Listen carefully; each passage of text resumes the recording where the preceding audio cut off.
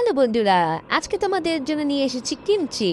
দেখছো আমি কানাপা ক্যাবেজ কাটছি। এটা বাঁধাকপি হলেও হবে, জানি না হবে কিনা। যাই হোক, এটা দেখতেছো যে আমি লবণ পিনসল দিয়ে এটাকে মাখাচাকা করতেছি। পানির মধ্যে রেখে দেবো হচ্ছে 1 ঘন্টার মতো, জানি এটা একটু নরম হয়ে যায়।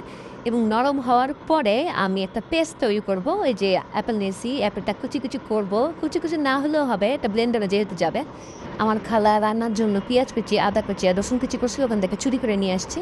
এটা দিবা, এটা সহ ব্লেন্ড করবা। ব্লেন্ড করার পরে আমার ফেভারিট একটা জিনিস কচুগাং পেস্ট।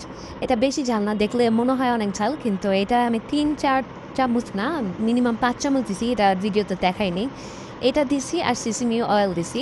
সিসিমি অয়েল দিলে খুবই মজা লাগে। অনেকে ফিশ সস দেয়, কিন্তু আমি এটা ভালো লাগে না আসলে। আমি ট্রাই করে দেখছিলাম। এরপর আবার ব্লেন্ড করছি। ব্লেন্ড পর ওই 1 ঘন্টা ভিজিয়ে রাখছিলাম না বাঁধাকপিটা, ওইটা পানি ছাড়ায় সুন্দর করে আলাদা একটা পাত্রে রাখলাম।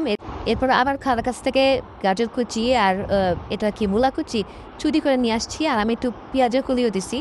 তারপর ওই যে যে পেস্টটা ব্লেন্ড করছি ওগুলো সব একসাথে সব মাখাচাকা করছি।